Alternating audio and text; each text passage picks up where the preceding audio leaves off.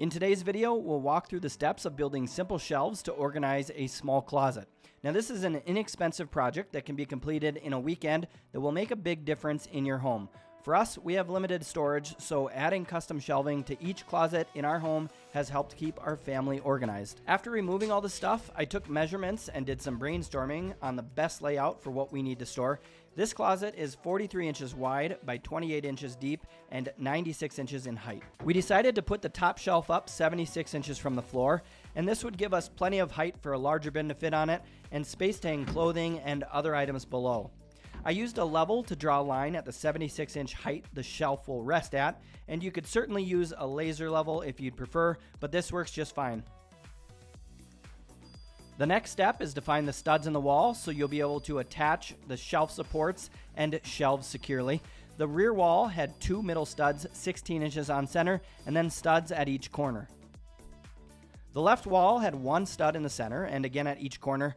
A tool I like to use to confirm stud locations is called the Stud Buddy. It's basically a magnet that will find the drywall screws below the joint tape and paint. And the drywall is attached to each stud, so this always is a quick and easy way to confirm things.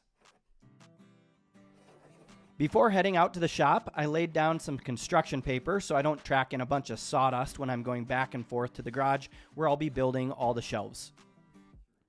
I had some leftover 1x4 trim boards from finishing the basement, so I'll use it along with some scrap wood from other projects to build the shelf system. I started by cutting 3 boards that will form the shelf supports around the 3 sides of the closet. Prior to attaching the 1x4 board, pilot holes were drilled so it doesn't split when the screws are inserted. And as long as the board is matched up with the line you drew, it will be nice and level when you screw it to the wall using 2 3-inch long wood screws at each stud. The left side did have a stud I could drill into without spanning the entire width, so I cut this one to 18 inches, pre-drilled, and then attached it to the studs. Then I cut the rear support board to fit between the sides and attached it at both corners and to the 2 center studs.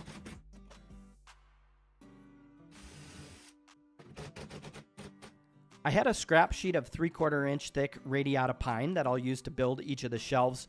I'll start by cutting the top shelf to 13 inches in depth using the table saw. Now, if you have a shallower depth closet than I do, say 22 to 24 inches, I'd recommend doing a shelf with a depth of about 11 to 12 inches so that you can fit totes up with plenty of room between the front of the shelf and the header of your closet. Then cut the shelf width to size using either a miter saw or a circular saw. At this point, we test fit the shelf to make sure it would fit before adding a finish and some trim to it. Britt put a tote up to check that it would fit easily, and it did, so we began planning out the rest of the closet. We decided to do 3 wooden shelves on the right side to maximize storage for what we needed to put in there. Where's Jack? There he is! I cut a 3/8 inch thick by 3/4 inch tall strip to trim out the front of the plywood shelf, but you could certainly do a taller board like a 1x2 to add more strength to the front of the shelf if you plan to put real heavy items up top. Some wood glue and a few 18 gauge nails were used to secure the front trim to the shelf. Go ahead and wipe off any excess glue using a damp rag, and then give the board a quick sanding with 220 grit sandpaper on an orbital sander. Next, I began cutting the plywood for the remaining shelves, and this plywood was cut so that the shelves will be 13 inches in depth plus the width of the trim. Here I'm installing the first shelf I built off camera as a test shelf to see how it would look, and I decided it would work well, so I'll make the remaining 2 shelves the exact same. The frame around the sides provides support for the shelf, and it's also an area to put a screw through and attach it to the studs in the wall.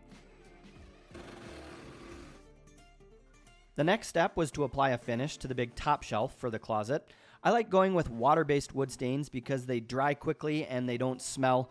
Oil-based stains are great and easy to apply, but after staining them, you'll need to let them dry and air out at least a couple days so they don't stink up the whole house with a stain smell.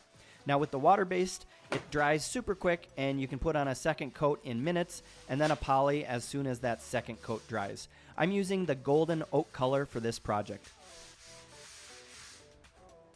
The water-based polyurethane goes on looking a little like milk, but it's going to dry clear rather quickly and it doesn't smell.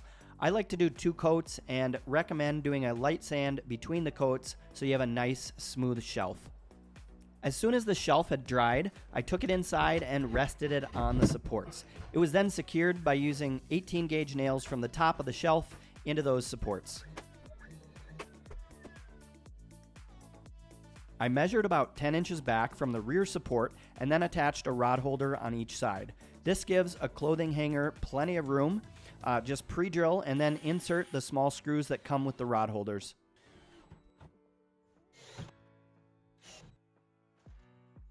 Measure and then cut the closet rod to width using a hacksaw or whatever you have for cutting metal, and then go ahead and put it in place. I assembled the rest of the shelves using glue and 18 gauge nails. Now this is just one way to build shelves, and it's what I did, but build whatever type of shelves works best for your closet. I did a 2-inch tall strip on the front side, which covers the front edge of the plywood, and it hangs down 1.25 inches past the plywood. The 2 side and back pieces are secured underneath the plywood since the edges are not seen and are cut to 1.25 inches in height. So the total height of the shelves comes to 2 inches with that 3/4 inch plywood. I'm using 1.25 inch long 18 gauge nails from the top to attach each of the strips. Then it's just a matter of building the additional shelves needed for the space, so I cut the parts for the last shelf and assembled it exactly the same. Now these open style shelves make it easy to load them up with stuff, and it also reduces the amount of wood needed since we aren't needing a vertical side on each side of the shelf like a bookshelf would have. We are using the studs in the wall to give each shelf support. The small shelves go together pretty quickly, and once they are assembled, wipe off any excess glue and then do a quick sanding over the surfaces, especially that top and front side. Clean the shelf with a damp rag to remove sawdust prior to adding a finish. I'm applying the water-based stain using a clean rag, and a brush can be used to get it into the corners if needed. Apply 1 or 2 coats of the stain, depending on how even the first coat looks, or if you want to get a little darker shade. And once dry, I applied a coat of that water-based poly. As you can see, the polyurethane dries nice and clear and pretty quickly, especially with my heater blowing warm air into the garage. Then use 400 grit sandpaper to lightly sand after that first coat. This is going to remove little bumps from the grain of the wood raising. Give the shelf a quick wipe down prior to adding that second coat of polyurethane. Then brush on a thin coat and make sure to brush or wipe away any drips. Here's the final product of the shelf with 2 coats of poly, and it has a real smooth feel to it. The next step is to install the other shelves, and these shelves will fit snugly against the walls to create a tight connection. I did about 16 inches in height between each of the 3 shelves, so there's plenty of room to hold totes, blankets, pillows, or whatever we decide to store in here. Use a level along the back side and then a shorter level along the sides to ensure the shelf goes in evenly. Then pre-drill where each screw will go through the shelf and into the stud in the wall. For the corners, I did have to angle the screw so it would hit the stud. Use a rubber mallet to tap the shelf in place and then attach the remaining shelves as needed. I used a total of 4 3-inch long screws for each shelf, and they turned out nice and sturdy.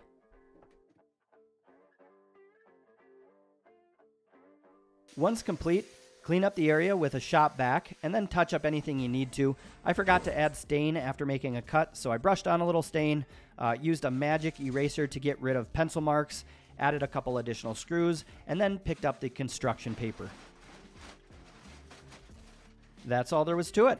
Here's a quick look at the finished closet that's going to help our family stay a lot more organized. And you can see that it was a pretty quick project, and it didn't take much for materials, which helped keep the costs down. I added a hook under the lower shelf to store the vacuum hose in a coil, which keeps it organized and in its place. And here's everything that needs to fit back in, so let's see how it goes.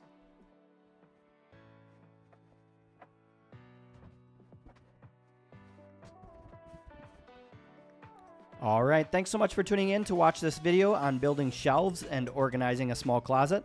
I hope you found it helpful and that it gives you some ideas and inspiration on how to build out your shelving in a closet. I do have a few other videos on shelves, and if you want to check those out, they'll be linked to in the description below. Thanks so much for watching. Good luck with all your upcoming projects, and cheers.